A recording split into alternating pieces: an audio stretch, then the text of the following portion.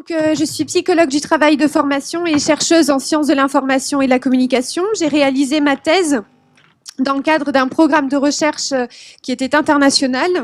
Ce programme de recherche s'intitulait Dévotique pour déconnexion volontaire aux technologies de l'information et de la communication. Dans ce cadre-là, donc j'ai effectué ma thèse où l'objectif était de comprendre le vécu de cadres hyper connectés aujourd'hui.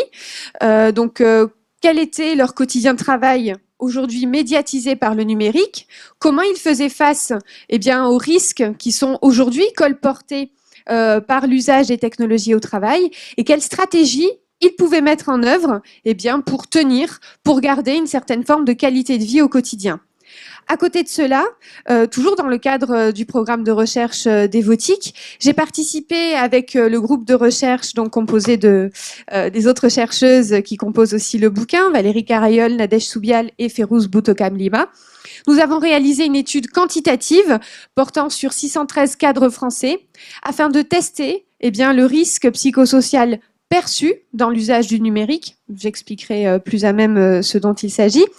Et aussi, d'un autre côté, le fait d'être exposé au technostress ou non et quelles stratégies ils mettent en œuvre.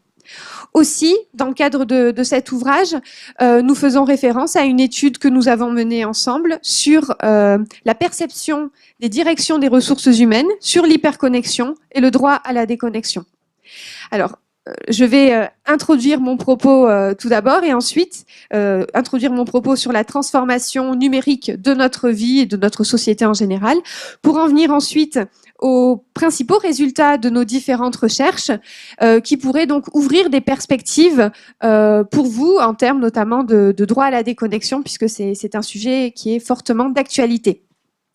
Pour information aussi, actuellement, je suis chercheuse dans le privé, pour le laboratoire Missionéo. Et donc, cette situation de multistatut au sein d'Orange m'intéresse particulièrement, notamment, puisque je travaille aujourd'hui surtout sur le travail indépendant et la montée, l'émergence des nouvelles formes d'emploi, l'ubérisation et autres. Toujours en lien avec la déconnexion, j'enseigne toujours à l'Université de Bordeaux et à Paris 13 sur le numérique et ses liens avec la santé au travail. Et j'assure donc un observatoire des pratiques de déconnexion au sein de plusieurs entreprises en Île-de-France et dans la région Aquitaine. Alors, pour introduire donc le propos sur l'hyperconnexion, on se rend compte aujourd'hui que, et cela depuis bien 15 à 20 ans, notre environnement social, familial, culturel et professionnel a beaucoup changé. Aujourd'hui, nous avons accès à une quantité exponentielle d'informations via les réseaux. C'est très paradoxal aujourd'hui parce que l'on forme à l'université, dans les écoles, etc., des étudiants qui utiliseront des technologies dont on n'a pas idée encore, et en plus on les forme à des métiers qu'on ne connaît pas encore et qui n'ont pas été encore imaginés. Par exemple, les 10 métiers les plus recherchés aujourd'hui n'existaient pas il y a encore 10 ans.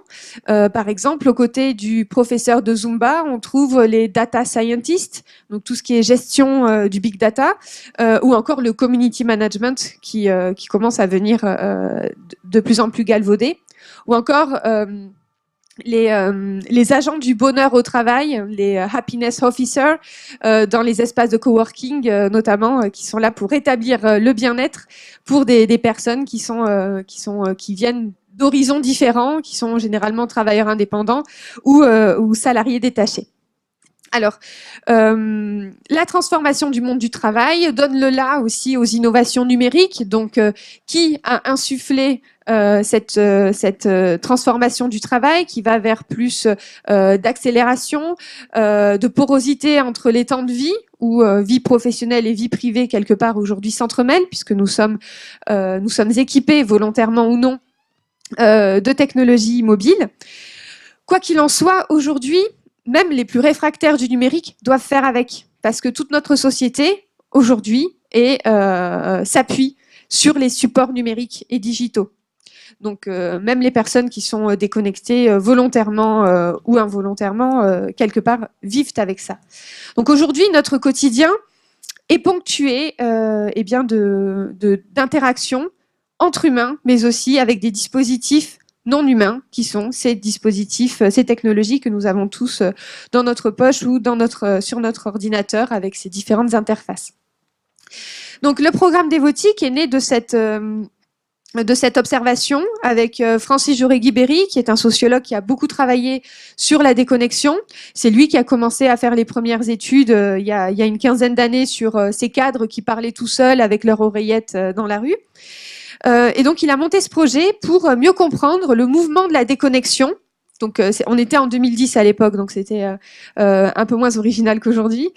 C'était plus original qu'aujourd'hui, pardon.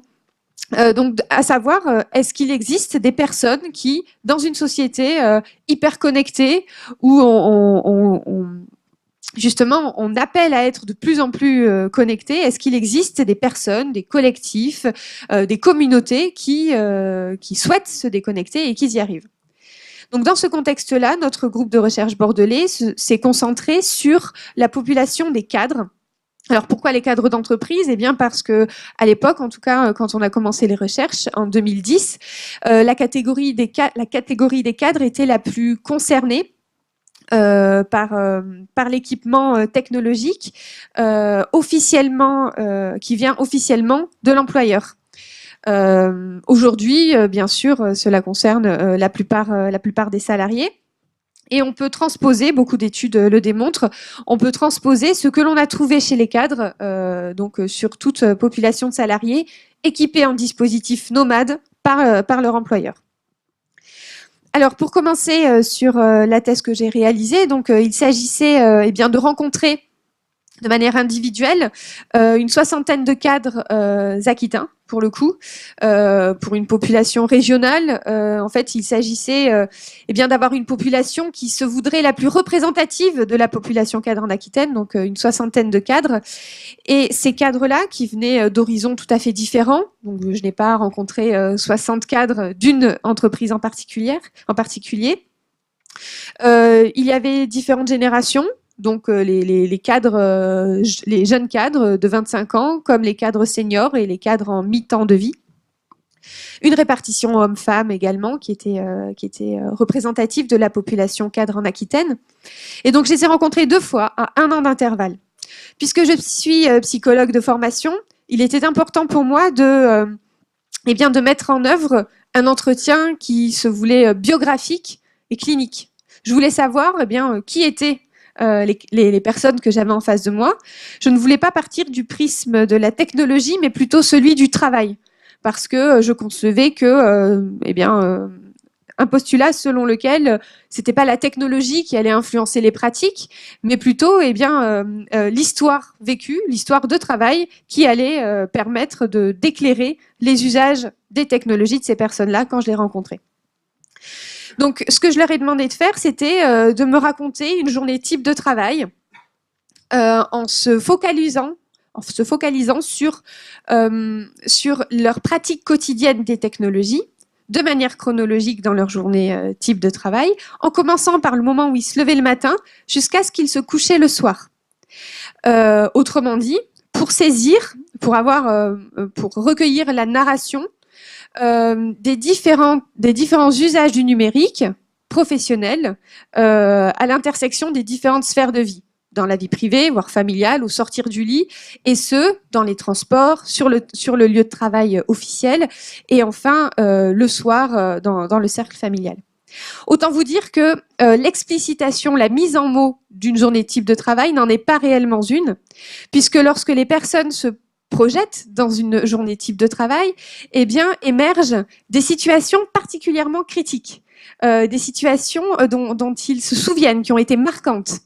Donc, en fait, c'est une journée type dont le récit dure à peu près 1h30, par laquelle est ponctuée donc de différentes situations particulièrement marquantes en lien avec les technologies. Mon objectif, surtout, c'était de ne pas orienter leurs propos, d'amener un questionnement neutre pour ne pas aller ni volontairement dans une orientation très positiviste de la technologie, ni, d'un autre côté, d'essayer de saisir le récit pathologisant en quoi les technologies sont un risque aujourd'hui pour votre quotidien de travail. Donc sans les orienter, voilà, en passant par une journée type de travail. Et donc, je leur demandais donc quel était leur vécu. Ensuite, j'essayais de mieux comprendre les stratégies qu'ils développaient au quotidien et surtout de comprendre comment ils déployaient ces différentes stratégies. Aussi, ce pourquoi je l'ai rencontré une deuxième fois à 1 an d'intervalle, c'était parce que la première fois que je l'ai rencontré, ces cadres, finalement, leur passé était infini. Je les vois une seule fois, je ne les connais pas, ils ont 25 ans, ils ont 55 ans, peu importe. Il n'y a pas de T0, si vous voulez. Et donc, le fait de les voir 1 an après, introduisait une forme de temporalité dans l'enquête pour les voir et leur dire, bon, finalement, depuis 1 an, qu'est-ce qui s'est passé? Est-ce qu'on peut faire le point sur vos pratiques de la technologie? Est-ce qu'il y a eu des événements marquants du point de vue professionnel ou personnel qui vous ont amené à réorienter vos usages ou à revoir la manière dont vous vous connectez ou déconnectez à votre travail? Et aussi, il s'agissait de tester un petit peu cette pratique de l'entretien, parce qu'aujourd'hui, on utilise tous des technologies dans notre quotidien de travail familial et autres. Et il n'est pas courant de mettre des mots sur ce que l'on fait exactement de ces technologies, comment on le fait, pour quelles raisons, dans quel sens. Et donc le fait d'avoir initié ce questionnement lors du premier entretien, je questionnais cet effet lors du deuxième entretien. Finalement, avec le recul, ça vous a fait quoi de parler de tout cela? Donc pour voir en fait si une forme de médiation, donc par moi-même qui est une tierce personne, le fait d'être d'accord pour parler de ces usages quotidiens des technologies à une doctorante, est-ce que ça a procuré chez eux une forme de prise de conscience dans un sens ou dans un autre, toujours en essayant de ne pas orienter leurs propos.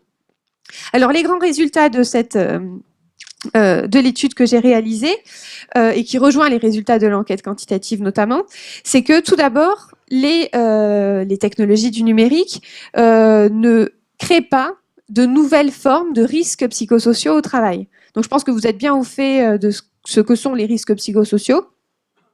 Oui, bien sûr. Finalement, donc, on ne voit pas émerger de nouvelles formes de risques, mais finalement, on se rend compte que le numérique est vraiment un lieu où le travail s'éprouve. Je m'explique.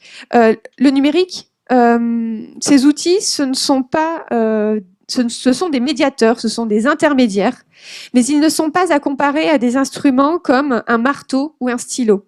C'est bien plus que cela. Ce sont de véritables artefacts cognitifs.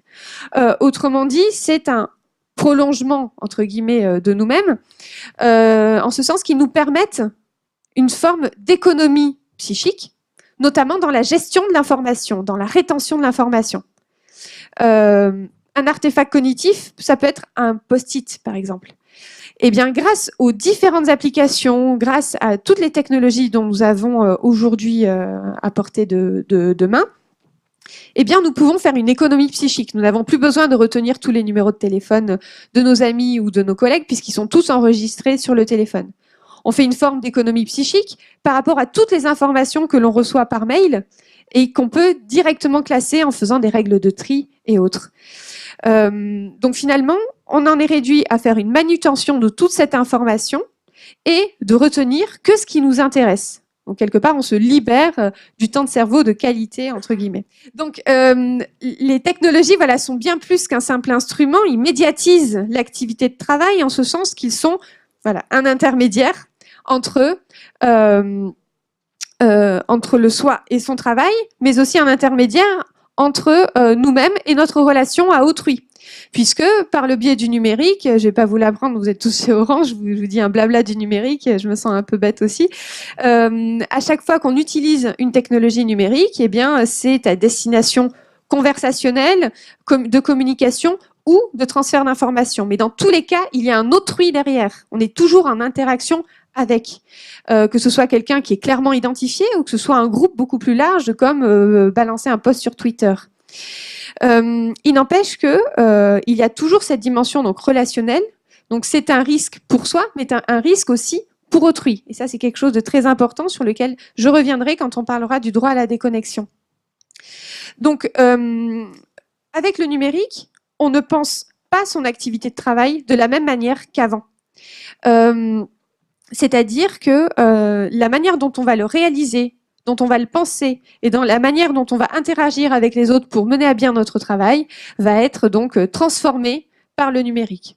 Par exemple, on ne va pas expliquer, produire la même information par mail qu'en face à face ou via un réseau social ou via une messagerie instantanée. On adapte notre forme de communication en fonction de l'outil qu'on utilise. Pour autant, le message que l'on veut passer est le même, mais on va produire une forme différente. On va penser les choses différemment si on rencontre la personne en face à face ou si on va passer par le mail. Donc, la technologie est un facteur médiateur des risques psychosociaux qui sont déjà en place dans les organisations. C'est-à-dire que quelqu'un qui est en surcharge d'activité, eh bien, cela va se répercuter aussi sur ses usages qui vont être plus intensifs dans le cadre du numérique. Quelqu'un qui va envoyer des mails le soir, le week-end, pendant les vacances, ça peut être très volontaire, une liberté de sa part, eh bien, de travailler quand il veut, à quelques moments que ce soit. Mais pour autant, ça peut être aussi un moyen de défense parce que son quotidien de travail est en surcharge et que ces outils-là, le fait de pouvoir être connecté à ses mails à distance, lui permet de tenir le cap. Eh bien, il peut continuer à mener toutes ses tâches de front parce qu'il peut travailler dans les transports, de chez lui et autres. Des problèmes relationnels vont être aussi médiatisés par l'intermédiaire de ces dispositifs-là. C'est-à-dire, eh bien, lorsque l'on est en conflit avec sa hiérarchie, en conflit avec ses collègues, lorsqu'un collectif ne marche pas bien, où il y a beaucoup de tensions, eh bien, on va retrouver ces tensions dans les usages du numérique. En fait, on va même retrouver tous les clivages sociaux, dont Monsieur Crozier parlait d'ailleurs tout à l'heure sur les inégalités liées au numérique. On va retrouver dans tous les cas tous les clivages sociaux et culturels dans les usages du numérique. C'est pareil pour l'entreprise. On va retrouver toutes les formes de dégradation du collectif et tous les risques psychosociaux vont être intensifiés par le biais du numérique. On va les retrouver et tout va être intensifié, voire accéléré.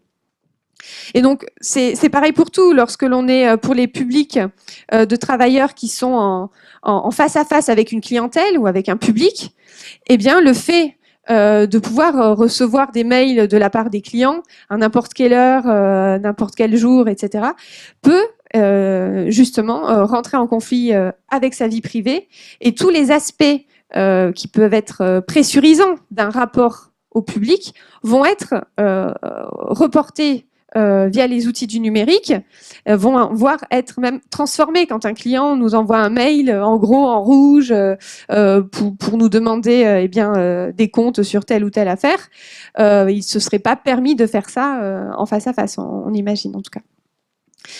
Donc voilà, premier point, le numérique n'est pas vecteur de nouvelles formes de risques psychosociaux, il n'y a pas une mutation des risques, mais il colporte des risques déjà existants dans l'organisation du travail, dans les relations interpersonnelles au travail.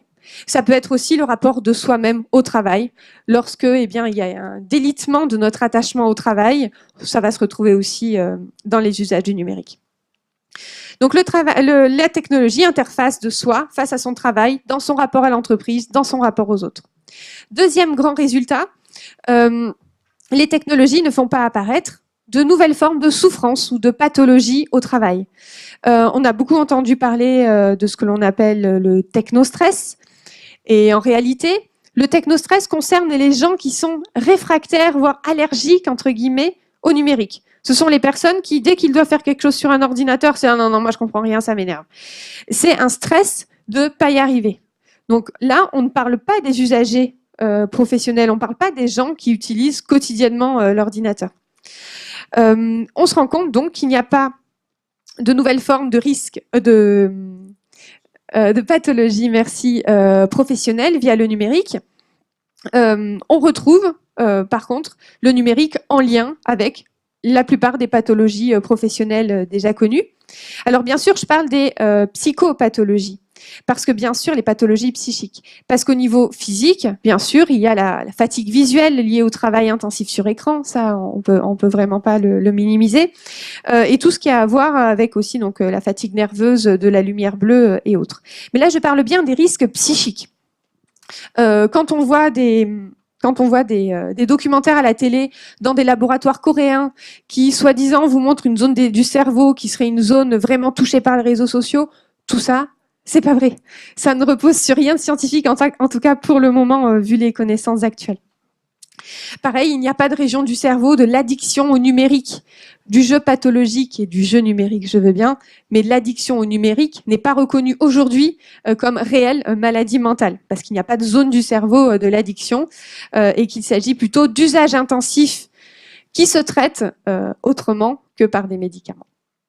Pour revenir à nos moutons, pas de développement de nouvelles psychopathologies, de maladies psychiques via le numérique. En revanche, donc comme je vous disais, on va retrouver les mêmes symptômes négatifs que l'on retrouve dans les organisations de travail, à savoir que si une personne va connaître un épisode de burn-out, eh bien la situation d'être toujours sur le fil du numérique, donc toujours avec son téléphone dans la poche, très sollicité, etc., eh bien, va faire que son épisode de burn-out, il va le vivre de manière plus accélérée et encore plus intensifiée. Pareillement, donc j'ai rencontré des cadres qui ont souffert de burn-out, notamment pendant la période de l'étude. Certains que j'ai rencontrés lors du deuxième entretien, qui étaient en congé maladie pour burn-out, que je n'ai pas rencontrés sur leur lieu de travail, bien sûr. Et donc là, qui m'ont fait le récit de leur tombée dans la maladie, entre guillemets. Il pouvait s'agir aussi de troubles cardiovasculaires ou autres, ou alors de cas de divorce, ou en tout cas de conflits familiaux ou parentaux, conjugaux ou parentaux. Et là, en fait, lorsqu'il faisait le récit de cette épreuve, dans le cadre de leur convalescence, les questionnements liés à la centralité du travail dans la vie, mais aussi de leur manière d'être toujours connectés avec leur travail, prenaient une part considérable. Donc c'est vraiment quelque chose qui fait partie du quotidien et qui relaie des formes de pression au travail. Enfin, troisième grand résultat, comment font les cadres aujourd'hui pour, est-ce qu'ils développent des stratégies pour pallier les différents effets indésirés des technologies. Alors, quels effets indésirés parle-t-on ? Eh bien, tout d'abord, la surcharge d'informations ou l'infobésité, donc ce néologisme entre information et obésité, le fait d'avoir tellement d'informations, on reçoit tellement d'informations qu'on ne sait pas comment les stocker, on ne sait pas comment les digérer. Donc, au fur et à mesure, il y a cette angoisse de se connecter à sa boîte mail et de voir encore 200 messages non lus et de ne pas savoir comment les traiter. Donc, cette surcharge d'informations. Ensuite, en deuxième, il y a la difficile conciliation entre vie privée et vie professionnelle, puisqu'aujourd'hui, dans le cadre de sa vie privée, avec ses outils mobiles, on peut être sollicité. On peut regarder aussi le flux d'activités et ses mails depuis son téléphone portable, son ordinateur et autres. Mais aussi, il y a l'incursion inverse. Bien sûr, aujourd'hui, il est assez admis que l'on puisse recevoir des SMS, des photos, chatter avec ses proches pendant son temps de travail officiel. Donc, cette difficile conciliation des sphères de vie qui font que, quelque part, le temps de travail devient un peu un concept très nébuleux aujourd'hui. À noter que c'était quelque chose qui était vraiment absent des programmes présidentiels notamment.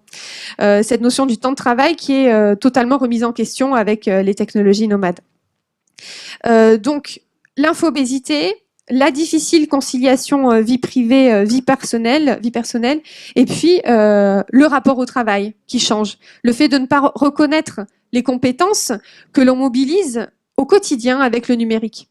Aujourd'hui, il est très rare de voir sur une fiche de poste, quand on arrive sur de nouvelles fonctions, il est attendu que tu fasses ceci, cela avec tes mails et dans quel sens. Alors, je parle beaucoup des mails parce que c'est toujours le média le plus décrié dans les entreprises. Voilà. Alors, autant vous dire que ces stratégies sont exclusivement individuelles. Alors, elles sont de l'ordre de stratégies elles sont de deux ordres. Les stratégies de filtrage, tout d'abord, et les stratégies de préservation. Donc, les stratégies de filtrage consistent, comme son nom l'indique, à filtrer l'information et aussi les sollicitations que l'on reçoit. Ça peut être mettre des règles de tri sur sa boîte mail. Ça peut être de rétablir du différé dans ses sollicitations. Donc, tout simplement, couper les notifications push lorsqu'on veut être concentré sur un travail. Le fait de, tout simplement, par la présentation du numéro de l'appelant, ne pas décrocher, de faire jouer le répondeur téléphonique comme un assistant. Et ensuite, on écoute le message et puis on avise de l'urgence ou non d'appeler. On reprend un petit peu la mainmise sur ces temporalités professionnelles. Donc voilà, de l'ordre plutôt de filtrage sous toutes ses formes. Et ensuite, il y a les stratégies plutôt placées sous l'égide de la préservation, c'est-à-dire que ce sont les personnes qui essayent, en ce sens, les personnes essayent de redessiner les contours des sphères de vie. Ça va être par exemple, on a une réunion, tout le monde met son téléphone sur le mode avion ou sur off. Comme ça, on a du temps de qualité, temps de collectif de qualité en tout cas. Ou alors, ça peut être le fait de, j'ai besoin j'ai un travail qui nécessite de la concentration, de la créativité. Je vais m'enfermer dans une salle de réunion où je sais qu'on ne pourra pas me déranger et je ne prends pas mon téléphone portable ou autre. Aussi, les stratégies de filtrage hors de la sphère professionnelle, ça peut être des formes de déconnexion partielle ou de connexion maîtrisée, ça dépend comment on voit les choses, dans sa sphère privée. Ça va être, pendant tous les dîners de famille, le fait de laisser son téléphone dans la cuisine et ne pas aller le consulter, par exemple, son téléphone professionnel. Ça peut être, de se dire, moi, tous les soirs, à partir de 20h, je regarde plus mes mails professionnels, c'est pas la peine. Ou alors, quand on fait des activités avec ses enfants, on n'a absolument pas son téléphone portable professionnel dans la poche. Donc, ce que l'on se rend compte, c'est que, c'était un travail sur la déconnexion. Et finalement, on s'est rendu compte que déjà aujourd'hui, on n'a jamais autant parlé de déconnexion qu'à l'ère où l'on a tant de moyens d'être connecté en permanence et plus encore, où on peut toucher du doigt ce désir ancestral d'ubiquité, d'être partout et ailleurs à la fois, à n'importe quel moment. Et donc, on parle beaucoup de déconnexion, mais en fait, les véritables déconnectés, il n'en existe que très peu. Et ça passe plus par une maîtrise de sa connexion qu'une véritable déconnexion. La déconnexion peut générer des formes d'angoisse, de peur de rater une information importante, surtout en fonction du niveau de responsabilité des personnes. Mais ça peut être aussi réassurer quelqu'un qui a une conscience professionnelle très forte. Ou alors ça peut être aussi une manière, quand on est en congé de maternité ou en congé maladie ou autre, de se rassurer, de rester sur le fil aussi, de ne pas avoir peur du retour. Voilà, par exemple. Alors, il s'agit de stratégies purement individuelles, et c'est là que le bas blesse, parce que ce que l'on a découvert, c'est qu'il n'y avait pas de ressources collectives dans les entreprises. Lorsque l'on a fait nos enquêtes, que ce soit auprès des cadres que j'ai rencontrés ou dans le cadre de l'enquête quantitative, c'est-à-dire que tout un chacun est seul face à ces dispositifs nomades pour réaliser son travail, pour gérer sa connexion, déconnexion avec le travail et la vie privée. Pour autant, il y a des moments de crise où ils vivent des situations parfois critiques, comme le fait de de connaître un épisode de souffrance au travail, dans lesquels on remet en cause ces usages et technologies. Mais jusque-là, pas de ressources collectives, c'est-à-dire que on ne sait pas vers qui se tourner. Pour savoir comment il faut faire pour les stratégies du mail parapluie. Est-ce que je mets un tel ou pas en copie? Qu'est-ce qui est dangereux de faire? Est-ce que j'use du répondre à tous? Est-ce qu'il attend de moi que je me connecte le soir et autres? Il n'y a pas de dialogue sur les technologies dans le cadre des équipes de travail et dans l'organisation du travail en général. Donc finalement, c'est une forte responsabilité individuelle qui pose sur les travailleurs d'aujourd'hui équipés ainsi de technologies nomades. Parce qu'il est très rare que lorsqu'on est équipé par son employeur d'un iPhone, d'une tablette ou autre, eh bien, il est très rare que cet équipement, cette action, ce comportement d'équipement soit accompagné d'un discours officiel de ce qui est attendu de la personne dans ses usages. Comme je le dis depuis tout à l'heure et que je le répète, est-ce qu'il est attendu de moi que je prenne connaissance, voire que je traite les mails que je reçois le soir, le week-end ou pendant les vacances? Il y a des formes de pouvoir qui se cachent derrière ça. Et le fait même de ne pas avoir de parole, de discours officiel, de prescription de l'entreprise, fait que l'individu est seul face à ses pratiques et donc va s'autodiscipliner. Alors surtout quand on est cadre, donc c'est une figure de la société très associée au surinvestissement au travail, à l'engagement envers son entreprise, voire l'engagement très affectif et émotionnel. Et de plus, ces dispositifs, dans leur design même, sont faits pour ça, sont faits pour être connectés en permanence. Donc il y a une forme toujours d'injonction à être connecté en permanence avec son travail.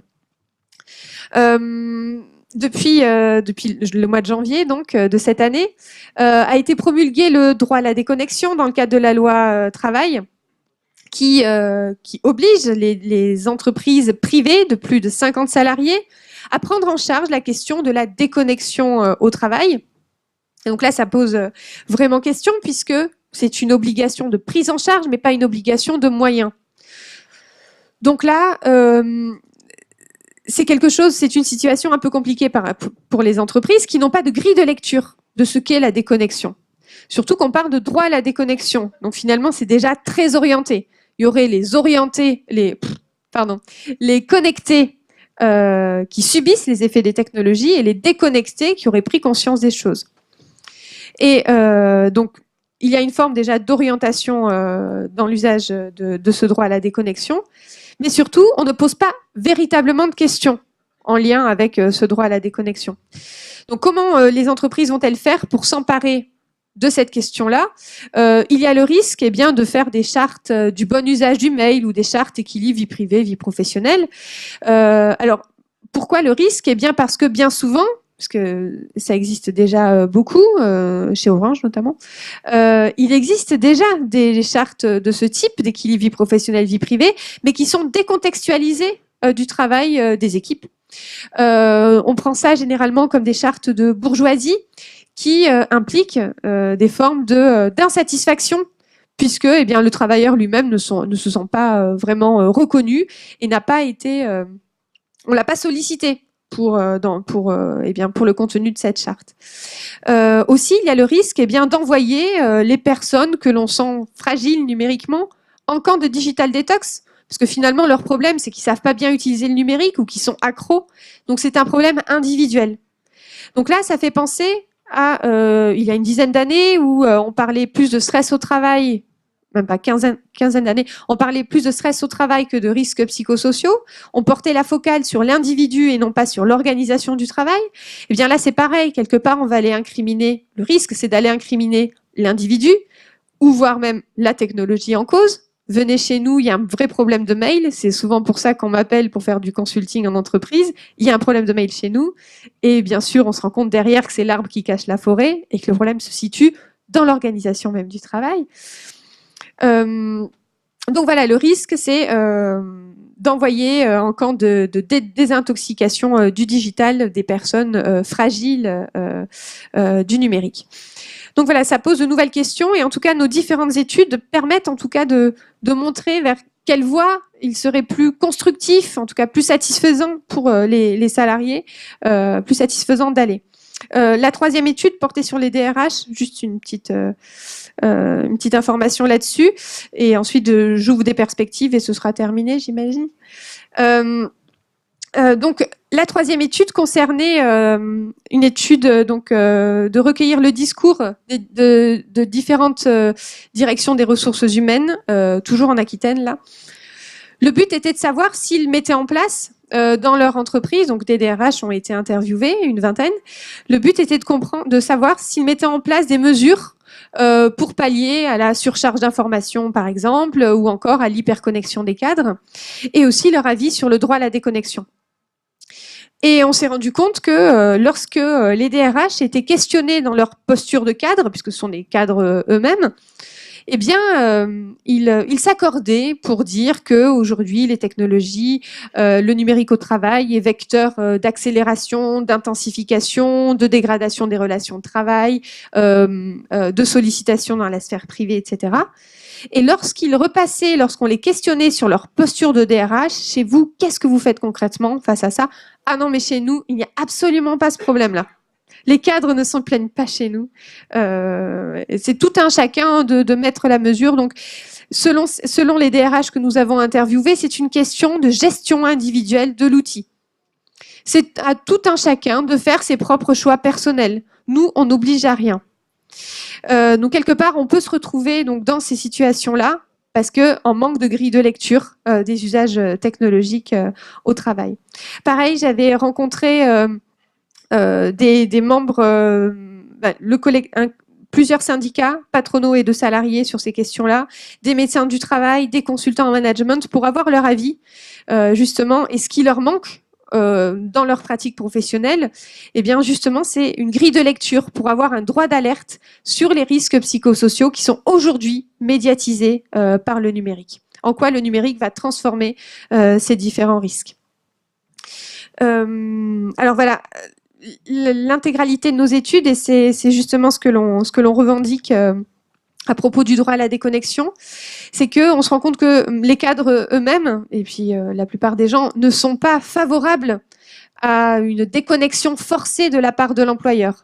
Pourquoi? Eh bien parce qu'au travers de ces outils, il y a des formes d'appropriation de son activité de travail, qui est inédite, originale pour tout un chacun. On va orienter nos usages individuels en fonction de nos envies, de nos besoins, et surtout on va chercher à ce qu'ils nous correspondent. Donc ce sont des usages qui sont eux-mêmes très subjectifs, très individualisés. C'est plus qu'un instrument, je vous disais tout à l'heure.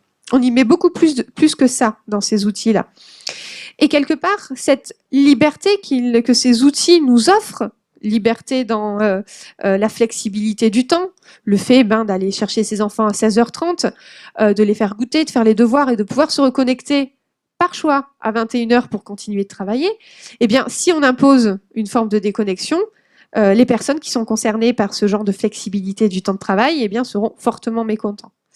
Donc, ces outils-là donnent une forme d'autonomie, de flexibilité, ont permis à tout un chacun de développer de nouvelles formes de compétences. Et donc, le fait d'amener une déconnexion forcée viendrait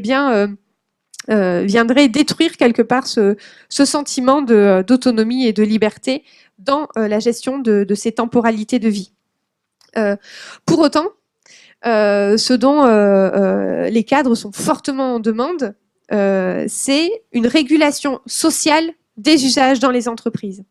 Autrement dit, ce qu'ils souhaiteraient, c'est de mettre en place des groupes d'analyse de pratiques, ne serait-ce que de discussions dans le cadre de collectifs de travail, des personnes qui travaillent réellement ensemble et qui discutent de leurs usages quotidiens du numérique. Qu'est-ce que je fais à tel moment avec tel outil et pour quelle orientation? Et qu'est-ce que ça m'apporte au quotidien? Et dans telle situation critique, comment j'ai réagi? Aussi, se donner des stratégies, partager leur manière de faire les uns des autres et surtout, identifier ce qui est acceptable et accepté de faire avec le numérique. C'est-à-dire, est-ce qu'il est acceptable d'être joint pour telle question le soir, le week-end ou pendant les vacances dans tel service? Et qui peut être totalement différent d'un autre service. Je pense par exemple au service compta et un service communication ne vont pas du tout avoir les mêmes pratiques.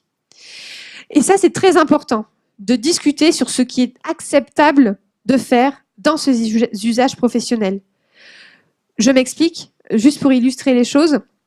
Quelqu'un qui décide de traiter ses mails le samedi ou le dimanche matin parce que c'est un moment où pour lui, il est tranquille et puis une fois que c'est fait, c'est plus à faire et il n'a plus ça qui lui trotte dans la tête. Eh bien, à envoyer quelque part ces bouteilles à la mer, mais des personnes le reçoivent. Donc, même s'il n'attend pas de réponse immédiate, eh bien, les personnes qui le reçoivent, en plus, si ce sont ses subordonnés, peuvent ressentir une sorte de pression. Oh là là, il m'a envoyé un mail, il me donne tant d'informations, mais est-ce que je dois y répondre ou pas? Donc, ça implique toujours donc le risque pour autrui, comme je le disais tout à l'heure. Et ça, il est très important, eh bien, de le mettre en discussion.